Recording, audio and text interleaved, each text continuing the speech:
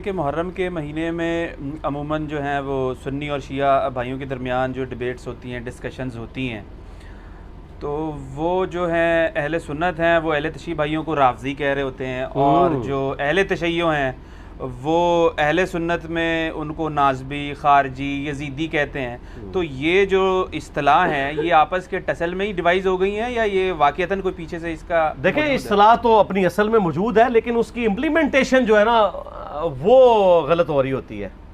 अपने मकासद के लिए, पेट के लिए हो रहा है सब कुछ। नासबियत की इस्तिलाह शुरू से मौजूद है, राफ़ज़ियत की शुरू से मौजूद है। नसब अरबी ज़ुबान में कहते हैं खड़ा करने को।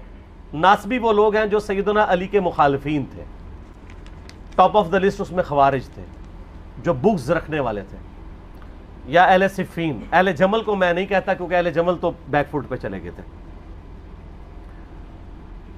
और दूसरी तरफ नासबी के अगेंस्ट जो टर्म यूज़ होती है वो राफ़दी हैं, जो सैयदना अली की शान में गुलूब करते हैं। ज़ाहिर है सर, जब आप 60 साल तक मिंबरों के ऊपर सैयदना अली पे लानत करवाएंगे तो दूसरी तरफ से भी रिवेंज आएगा। वो हज़रत अली को बढ़ाएंगे और फिर वो हर उस बंदे को रगड़े में ले आएंगे जिससे आप मोहब्बत करेंगे।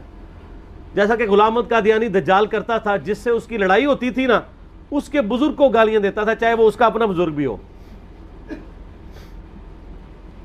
यानी मुझे बताएं, अगर हमारा ईसाइयों से दुश्मनी होगी तो क्या हम हज़रत ईसा की तौहीन शुरू कर देंगे? लेकिन कादियानी चूंकि उसका ज़हनी तवाज़ुन ठीक नहीं था, वो यही काम करता था। मैंने पिछले दिनों मेरा जो एक क्लिप चढ़ा है गुलाम अहमद कादियानी यजीदी, उसमें मैंने हुसैन इब्न अली की जो उसने गुस्ताखियाँ की हैं वो दिखाई हैं। वो यही तो बताया कि वो हुसैन अलैहिस्सलाम की इसलिए तौहीन करता है कि आपको पता है कि कादियानियत के सबसे ज़्यादा इफेक्टिव जो मकतबा फ़िक्र है ना मुसलमानों में, वो शिया हैं। क्योंकि उसने मादी होने का भी दावा किया था तो कई शिया भी साथ लग गए थे। और दूसरे नंबर पे ईसाई है, क्योंकि उसने मसीह मऊद होने का दावा किया था। तो इसलिए वो हज़रत ईसा की भी तौहीन करता है और हज़रत हुसैन की भी। क्यों? काउंटर नैरेटिव कादियानियत के खिलाफ जब खड़ा हुआ है ना, तो शिया ने और ईसाइयों ने ज़्यादा मुखालफत की, क्योंकि उनकी पब्लिक जा रही थी। तो उन्होंने कहा अच्छा, अब इन मौलवियों को नीचा करने का तरीका है कि हज़रत हुसैन को नौज़ुबिल्लाह वो अल्फाज इस्तेमाल करो जो मैंने वीडियो में रिकॉर्ड करा के HD कैमरे में दिखा दिए हैं। बस अक्लमंदों के लिए सिर्फ दिखाना ही होता है, बस एक दफ़ा देख लिया, आप खुद फैसला कर लें, कॉन्टेक्स्ट के साथ है। तो यहाँ पे भी यही होता है कि वो नाम रखे में। इसकी असल वो हदीस है जो फ़ज़ाइल सहाबा में दो ऊपर तले रवायतें हैं कि सैयदना अली से मौकूफ़न रवायत है कि मेरी वजह से दो फ़िरके गुमराह होंगे, एक मेरी मोहब्बत में गुलूफ़ करके और एक मेरी दुश्मनी में, और मेरी वजह से दो फ़िरके दोज़ख में जाएंगे, एक मेरी मोहब्बत में गुलूफ़ करके, एक मेरी दुश्मनी में। इसमें मरफूआ हदीस भी है सुनन तबरानी में, लेकिन वो ज़ईफ़ है। लेकिन ये मौकूफ़न रवायतें सही हैं और ज़ाहिर नबी इस्लाम के बताने पर ही महमूल है। तो सैयदना अली की मोहब्बत में गुलूफ़ करने वाले राफ़दी और उनसे दुश्मनी में गुलूफ़ करने वाले नासबी। ये हकीकत है कि नासबियों की अक्सरियत अहले सुन्नत में है और राफ़ज़ियों की अक्सरियत अहले तशय्यो में है। ये तो आउट ऑफ क्वेश्चन है, इसमें कोई शक नहीं है। बाकी एक खाली नाम रखने के लिए आप किसी को कह दें, नजदी कह दें, वहाबी कह दें, बिदती कह दें, ठीक है जी, बदमज़हब कह दें, राफ़ज़ी कह दें, नासबी कह दें, यज़ीदी, वो एक अलग बात है। लेकिन हकीकत ये है कि जहाँ पे मौजूद है उनको अपनी अपनी इस्लाह करनी चाहिए। सुन्नियों का काम है कि एक टिकट में दो मज़े ना करें, अपने अंदर जो नासबी हैं उनको जूते मार के बाहर निकालें, ऐलान बरात करें। हमारे जेल में बहुत बड़ा नासबी था, फैज़ आलम सिद्दीकी, कत्ल हो गया था, 80s की बात है। आज तक अहले हदीस उससे उसको डिसोन भी करते हैं, उसके मज़ामीन भी छापते हैं, और वो मज़ामीन भी वो जो अहले बैत के खिलाफ लिखे हुए हैं। तो एक टिकट में दो मज़े तो नहीं होते। दूसरी तरफ शिया हैं और उनके अंदर जो राफ़ज़ी खबीस घुसे हुए हैं, जो कि शेखैन के ऊपर तबर्रा करते हैं, रूड लैंग्वेज इस्तेमाल करते हैं, वो उनको उस तरीके से कंडेम करने के लिए भी तैयार नहीं होते हैं। एक टिकट में दो मज़े कर रहे होते हैं। अब थोड़ी चेंज आई है, लोग करना शुरू हुए, लेकिन ये दरारें उसी वक्त फिल होंगी जब शिया राफ़ज़ियों की सफाई करें अपनी सफ़ों से और सुन्नी नासबियों की सफाई करें। सिर्फ कह लेने से काफ़ी नहीं है काम, कहने जी हमारा तो काम था, हमने बस कह दिया। उनको फ्रंट से लीड करके इस रोके। इसकी मैं आपको मिसाल देता हूँ।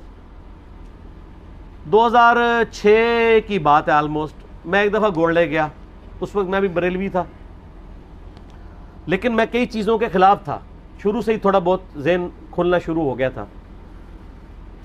तो वहाँ के जो मुफ्ती थे, मैंने उनसे कहा कि ये यहाँ पे औरतें आके, बेपर्दा औरतें यहाँ मज़ारात पे आ रही हैं, इनको आप मना किया करें। उनका जी हमने वहाँ बोर्ड लिख के लगा दिया है ना, और क्या करें, बोर्ड लिख के लगाया हुआ गांव की औरतों के लिए, इनको पढ़ना भी नहीं आता। मैंने कहा सिर्फ ये काफ़ी है, आप इनको रोके बाई फोर्स, कब्र तक पहुंचे ही ना, वहां मर्द खड़े कर दें, अंदर आने ही ना दें। लेकिन वो चाहते भी नहीं, अंदर आएंगे तो चंदा देंगी ना। गरीब गरीब औरतें, बूढ़ी बूढ़ी अपने दुपट्टे खोल खोल के उसमें से 5-5 रुपए के सिक्के भी, वो पीरे वहां पीर बैठे होते हैं उनको पकड़ा रही होती है, और वो भी ऐसे बेशर्म वो पकड़ लेते थे, 5 रुपए भी वापस नहीं करते थे। तो फिर मैंने उनको उस वक्त एक फकी दी, बरेलवियत के ज़माने में भी फकी में देता था। मैंने कहा जी मुझे बताएं, अगर यहाँ पे कोई बंदा आके आपके जो कब्र में दफन शुदा बुजुर्ग हैं, इनको गालियां निकालनी शुरू कर दे, तो फिर आप एक वहां प्ले बोर्ड ही लगाएंगे कि बुजुर्गों को गालियां देना मना है, या रोकेंगे? कहता है जी ऐसी की तैसी रोकेंगे। तो मैंने कहा इसका मतलब है कि बुजुर्गों की हमीयत आपके दिल में शरीयत मोहम्मदिया सल्लल्लाहु अलैहि वसल्लम से बढ़कर है। तो इसका जवाब उस मुफ्ती के पास कोई नहीं था, ना किसी और मुफ्ती के पास होगा, और ये हकीकत है। इनको अपने बाबे अजीज है, इत्तखदू अहबारहुम व रुहबानहुम अरबाबा मिन दूनिल्लाह, इन्होंने अपने बुजुर्गों और जोगियों को रब मान लिया अल्लाह को छोड़ के। यहूद और नसारा वाली खराबियां इस उम्मत में भी आई हैं, बुखारी मुस्लिम में हदीस है। तो में वही खराबियां पैदा होंगी जो अगलों में पैदा हुई थी, कदम ब कदम, बालिश बर बालिश, हत्ता कि उनमें से कोई गोह के सुराग में दाखिल हुआ, तुम भी यही काम करोगे। साहबा ने पूछा ये अगले लोगों से मुराद यहूद और नसारा है? आपने फरमाया वो मुराद नहीं तो और कौन से लोग मुराद हैं? तो आप सल्लल्लाहु अलैहि वसल्लम ने पहली प्रेडिक्शन फरमा दी। ठीक हो गया जी।